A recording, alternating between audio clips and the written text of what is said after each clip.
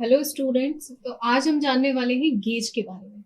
Rail gauge, basically rail gauge क्या होता है? अभी तक हमने रेल्स के बारे में पढ़ा था, डिफरेंट टाइप्स ऑफ रेल। अब हम जानेंगे रेल गेज के बारे में। तो अभी तक हमने जाना था कि रेल्स के अलग अलग कंपोनेंट्स क्या होते हैं। अब अगर आपको रेल गेज के बारे में समझना है तो फॉर एन एग्जाम्पल ये आपका रेल है इस तरीके से। It's one of important topic.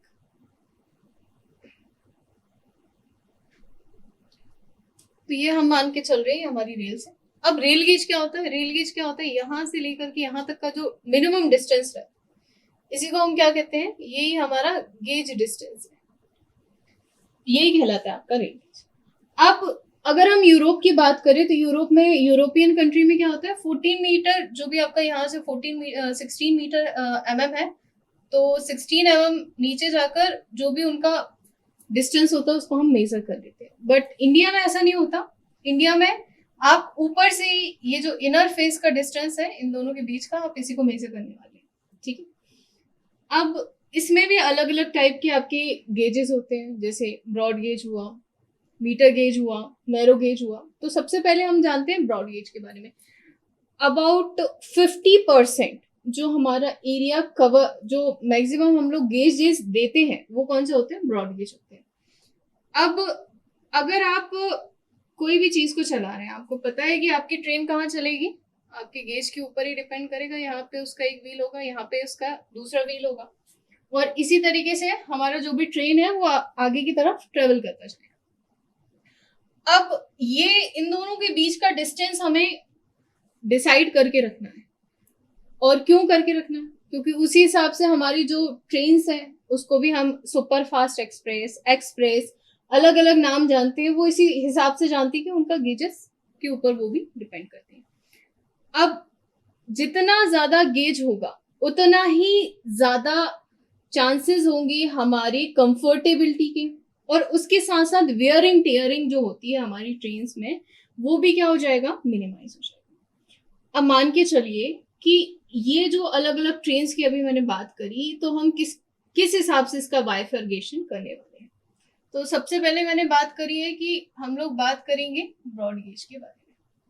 अगर हम ब्रॉड गेज के बारे में बात कर रहे हैं तो इन दोनों का जो इनर टू इनर डिस्टेंस है ये हमें डिसाइड करके रखना है। ये कितना होगा? ये फिक्स रहता है ना। तो ये 1676 है। ठीक है। तो ये किसका है? ब्रॉड गेज का। अब मतलब कि इन दोनों के बीच का डिस्टेंस हमने लिख लिया 1676, ये फिक्स हो गया। अब आपको भी पता है कि पैसेंजर ट्रेन सब जगह रुकती है ना, तो पैसेंजर ट्रेन के लिए ये नहीं है। इसके बाद हमें पता है कि अगर हम सुपर फास्ट एक्सप्रेस की बात करें, एक एक्सप्रेस होती है, एक सुपर फास्ट एक्सप्रेस। अगर हम सुपर फास्ट एक्सप्रेस की बात करते हैं तो कहाँ से जाएगी? ब्रॉड गेज से जाएगी। हम एक बीच में, अगर आप छोटे स्टेशन पे जाते हैं, गांव के पास आपका कोई स्टेशन है, वहां पे आप देखते होंगे कि सुपर फास्ट एक्सप्रेस हमेशा बीच में से जाती है ना, उसको हम नहीं रोकते। तो वो ब्रॉड गेज की आपकी लाइन जा रही है। ठीक है। तो ब्रॉड गेज कहाँ कहाँ देना है? ब्रॉड गेज का डिस्टेंस होता है 1676 और इसको हमें देना है हमारी जितनी भी सुपर फास्ट एक्सप्रेस है जहां पे हैवी ट्रैफिक है, लोडिंग हैवी है ना। इसके साथ साथ पैसेंजर्स वहां पे बहुत ज्यादा आ रहे हैं। इन फ्यूचर अगर हम देखें, फ्यूचर में भी चांसेस है कि यहाँ पे ट्रैफिक और ज्यादा बढ़ सकता है। इसके साथ साथ एक और चीज बहुत ज्यादा मैटर करती है, जब हम इसको बनाते हैं तो इसकी कॉस्टिंग ज्यादा आती है। अब अगर इसकी कॉस्टिंग ज्यादा आएगी और हमारे पास फंड सफिशिएंट नहीं है, तो क्या हम इसको बना सकते हैं? नहीं बना सकते। तो रेलवे के पास फंड सफिशिएंट होना चाहिए, तभी हम ब्रॉड गेज के साथ जाएंगे, है ना। तो कुछ 3-4 पॉइंट्स हमने देखा। क्या क्या? अगर लोडिंग ज्यादा है, ट्रैफिक ज्यादा है, इन फ्यूचर चांसेस ज्यादा है कि यहाँ से और ज्यादा ग्रोथ हो सकती है, तो फिर, और फंड ज्यादा है, तो फिर हम ब्रॉड गेज का यूज करेंगे। अब इसकी सूटेबिलिटी के बारे में जान लिया और इसके बारे में जान लिया। नेक्स्ट है हमारा मीटर गेज। अब मीटर गेज क्या होता है? इसी डिस्टेंस को, ये जो हमने अभी 1676 बात कर रहे हैं, 1676 है ना, अगर हम इसी को क्या कर रहे हैं, इसी की साइज को अगर हम रिड्यूस कर रहे हैं और कहां तक जा रहे हैं, इट्स अप्रोक्स 1000 अगर यहां पर आ गए तो इसको हम क्या कह रहे हैं? इसको हम कह रहे हैं कि अब ये ब्रॉड गेज नहीं है, अब ये हमारा हो गया मीटर गेज। अब ये मीटर गेज कहाँ यूज करेंगे? वही जो हमने गांव की बात करी थी, जहां पे ट्रैफिक कम आ रहा है, हमारे पास फंडिंग कम है, रेलवे के पास हमेशा सफिशिएंट फंड नहीं होते। तो अब हम देख रहे हैं इधर पे रिक्वायरमेंट है ही नहीं, यहाँ पे खाली पैसेंजर ट्रेन रुकनी है ना, एक्सप्रेस रुकनी है। हम बहुत ज्यादा इन्वेस्टमेंट नहीं करना चाहती रेलवे, तो वो क्या दे देगी? आपका मीटर गेज दे देगी, है ना, जिसका कितना है 1000 ml। इतना समझ में आया? आई थॉट कि आपको क्लियर होगा। अब इसके बाद इतना तो हमें क्लियर हो गया कि ब्रॉड गेज कहाँ यूज करना है, मीटर गेज कहाँ यूज करना है। नेक्स्ट अगर हम बात करें कि अगर इनर टू इनर डिस्टेंस और ज्यादा कम हो जाए, अब ये कहाँ कम होगा, क्यों कम होगा? हमने तो बात कर ली, हमारे पैसेंजर ट्रेन यहाँ पे रुक जाएगी, एक्सप्रेस ट्रेन भी यहाँ पे रुक जाएगी, फंड कम होगा तो भी हम इसको यूज कर सकते हैं। अब और ज्यादा इससे नीचे जाने की क्या जरूरत है मैम, है ना? आ रहा होगा ऐसा क्वेश्चन, दिमाग में आना चाहिए। तो यहाँ पे बहुत ही इंटरेस्टिंग फैक्ट है नैरो गेज का। मान लीजिए कि हमें कोई टर्निंग देनी है, इस तरीके से हमें टर्निंग देनी है। अब टर्निंग दे रही है तो आपने देखा होगा जब भी हम टर्न करते हैं तो वहां पे आप ब्रॉड गेज या नैरो गेज या आप ब्रॉड गेज मीटर गेज नहीं रख सकते। क्यों नहीं रख सकते मैम? इसलिए नहीं रख सकते कि अगर आप इन दोनों के बीच का डिस्टेंस बढ़ा देंगे तो यहाँ पे स्किडिंग होने के चांसेस ज्यादा है, स्लिप्स होने के चांसेस ज्यादा है, डिरेलिमेंट होने के चांसेस ज्यादा है। तो यहाँ पे ये वाला जो पोर्शन है इसको हमें क्या करना पड़ेगा? नैरो रखना पड़ेगा। हिली एरिया है ना? आपने देखा होगा कि जब भी हम, अगर आपका कोई भी ट्रेन है और अगर आप ट्रेन का कंस्ट्रक्शन रेलवेज का अगर आप हिली एरिया में कर रहे हैं तो वो कुछ इस तरीके से जाता है, ऐसा ऐसा ऐसा ऐसा, ऐसा।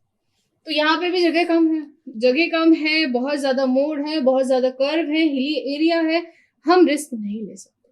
तो हम किसके साथ जाएंगे? नैरो गेज के साथ जाएंगे। मतलब यहाँ फंडिंग की कोई वो नहीं है ना, तो हम किसके साथ जा रहे हैं इस कंडीशन में? नैरो गेज के साथ जा रहे हैं। तो ये 2-3 चीजें आई थॉट कि आपको क्लियर होगी। इसको हम और ज्यादा डिक्रीज और ज्यादा रिड्यूस भी कर सकते हैं। कई बहुत सारे, अगर हमें बहुत ज्यादा जगह कम है तो हम इसका साइजेस को और ज्यादा कम भी कर सकते हैं नैरो गेज के चांस में। तो नैरो गेज कहाँ यूज करना है? नैरो गेज हमें वहां जैसे हिली एरिया है ना, और कहाँ पे यूज करना है? आपका कर्व्स है, आपका अगर बहुत ज्यादा ट्रैफिक कम है, ठीक है, तो इन सारी जगहों पे हम किसका यूज करेंगे? हम लोग नैरो गेज का यूज करेंगे। तो एक बार हम पूरा रिकॉल कर लेते हैं हमने क्या पढ़ा है। बहुत इंपॉर्टेंट टॉपिक है और इससे रिलेटेड बहुत सारे क्वेश्चंस बनते हैं, है ना। तो अगर हम बात करें तो हमारे ब्रॉड गेज क्या होता है? जो भी दो रेल्स के बीच का distance, inner to inner face distance यहाँ ऊपर से मेजर करते हैं तो उसको हम कहते हैं गेज।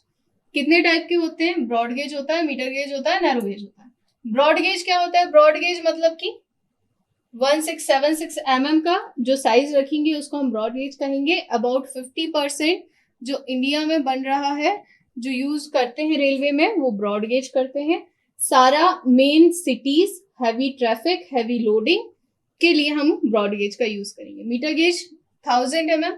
अगर कॉस्टिंग हमें बहुत ज्यादा नहीं देनी, बहुत ज्यादा ट्रैफिक नहीं आ रहे हैं, जो आपका एरिया है वहां से लोग कम आ रहे हैं, तो उस कंडीशन में हम इन दोनों के बीच का साइज को कम कर देते हैं। ये हो जाता है 1000 mm।